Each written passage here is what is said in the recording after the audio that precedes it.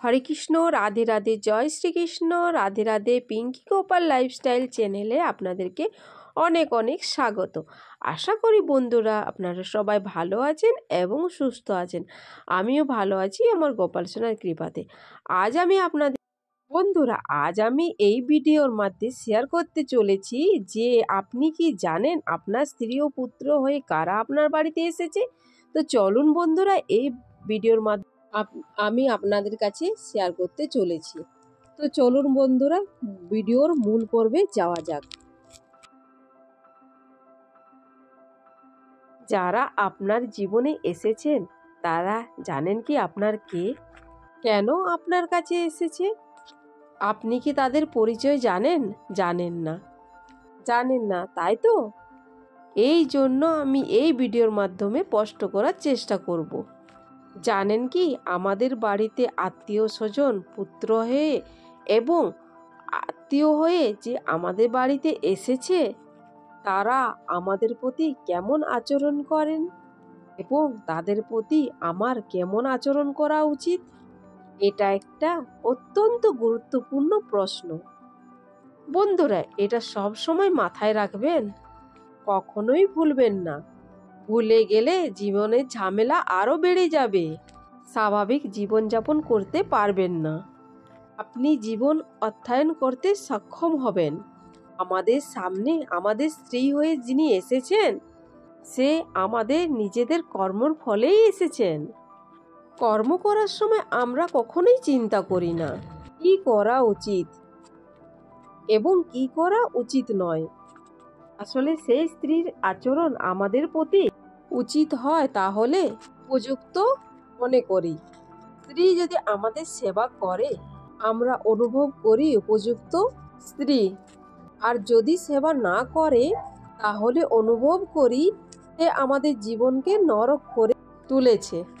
উভয় পরিস্থিতিতে কিছুই জেনে নিন।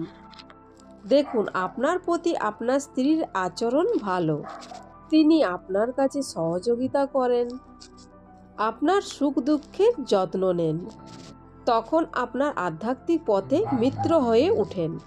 তখন আপনি নিশ্চিন্ত হতে পারেন তাকে আপনি পেয়েছেন আপনার ভালো কর্মের ফলে। আমরা এমন কিছু কাজ করেছি যা পূর্ণ হিসাবে বিবেচনা করা যেতে পারে। পূর্ণের ফল সর্বদা সুখ হয়।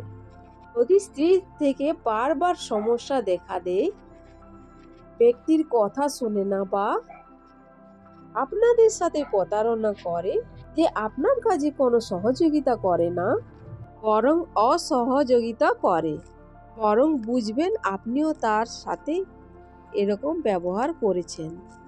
অকারণে খারাপ কিছু ঘটে না। আমরা মনে করি আমাদের সাথে কেন এমন হচ্ছে। আমরা তো ঈশ্বরের উপাসনা করি, পুজো পাঠ করি, ফলে আমাদের সাথে কেন এমন হচ্ছে? কেন আমরা আমাদের প্রয়োজনের কাছ থেকে এত কষ্ট পাচ্ছি? সুতরাং এতে আপনার অবশ্যই বোঝা উচিত যে নিয়ে তার সাথে একই আচরণ করেছিলেন। তার সবার আগে আমাদের কর্মের প্রতি ধ্যান দিতে হবে। কর্ম কারুকেই ক্ষমা করে না, সে ঠিকই আমাদের চিনতে পারে। আমরা ইহলোক বা পরলোক যেখানে থাকি না কেন আমাদের কর্মফল সেখানে পৌঁছাবেই। তার জন্য সে কারো না কারো সাহায্য নেবেই। আবার সাহায্যকারীদের মধ্যে কেউ না কেউ আমাদের পরিবারের মধ্যে সদস্য হয়ে আসবে। আপনি যদি কারুকে হয়রানি করে থাকেন তবে আপনাকেও হয়রানি সহ্য করতে হবে। আপনি যদি কারুকে খারাপ দৃষ্টিতে দেখেন তাহলে আপনাকেও হতেও পারে আপনাকে দৃষ্টিহীনতার সম্মুখীন হতে হবে। আপনার যে অঙ্গ দিয়ে খারাপ কাজ করেছে এবং এর অপব্যবহার করেছেন এবং সেই অঙ্গটি আপনার কাছ থেকে কেড়ে নেওয়া হতেও পারে। আর যদি আমরা দরিদ্র হই এর সহজ অর্থ হলো যে কোনোদিন কারুকে দান করিনি, কারণ অর্থের অপব্যবহার করেছি, আমাদের কাছ থেকে টাকা কেড়ে নেওয়া হয়েছে, খুব গালাগালি করেছি বা কোনো তিরস্কার করেছি, তাহলে এটাও সম্ভব যে আমাদের নিজেদের অবস্থা বোবা ব্যক্তির মতন হতে পারে। পুত্রর কথা বলতে গেলে যদি পুত্র আমাদের সাথে একই আচরণ করে, তাহলে কে জানে কোথা থেকে আত্মা আমাদের ছেলে রূপে আমাদের ঘরে এসেছে। আপনাকে বলে রাখি, পুত্র হলো 4 প্রকার। প্রথম পুত্র, তিনি আমাদের সেবা করেন। এর মানে আমরা কোনো না কোনো সময় আত্মার সেবা করেছি, তাই সে ঋণ শোধ করতে এসেছে, আমাদের সারা জীবন সেবা করবে। আমাদের ছেলে যদি এরকম হয় তাহলে সে ঋণ শোধ করতেই এসেছে। তৃতীয় পুত্র, আমাদের জীবনে যদি এমন পুত্র আসে যে নিতে এসেছে, তাহলে সে কি করবে?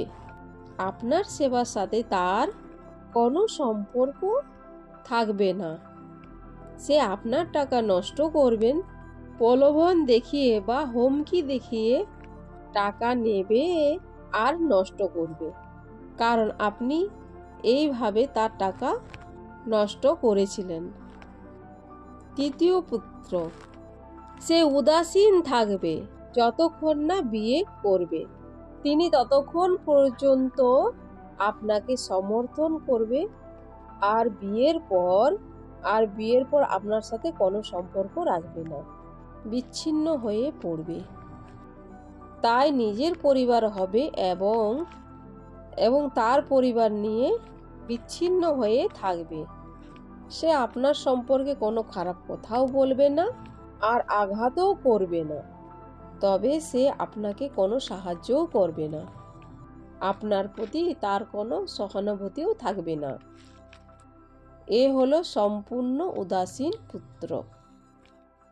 চতুর্থ পুত্র, আমরা কোনো জন্মে আত্মাকে কোনো কষ্ট দিয়েছি, যন্ত্রণা দিয়েছি বা তাকে কোনো অসম্মান করেছি, তাকে নির্যাতন করেছি, তার সাথে শত্রুর মতন আচরণ করেছি, তাহলে সেই পুত্র আমাদের সাথে ঠিকই একই রকমভাবে আচরণ করবে।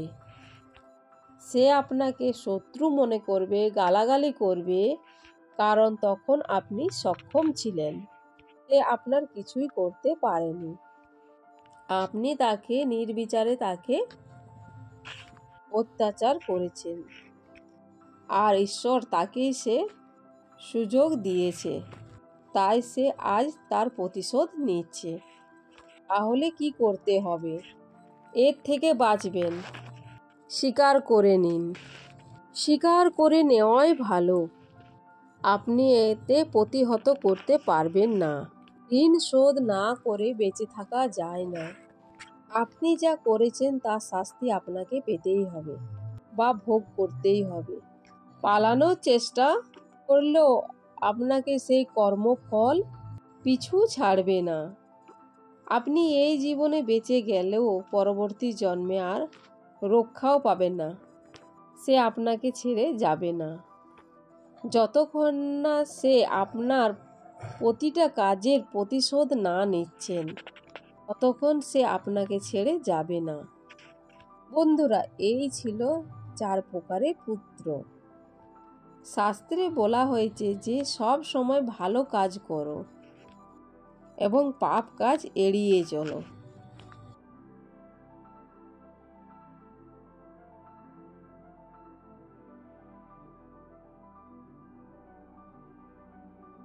তো চলো বন্ধুরা, আমি আর ভিডিওটা বেশি বড় করলাম না, এইখানে এন্ড করছি। ভালো লাগলে লাইক করো, সাবস্ক্রাইব করো এবং আমার পাশে থাকো। জয় শ্রীকৃষ্ণ, রাধে রাধে।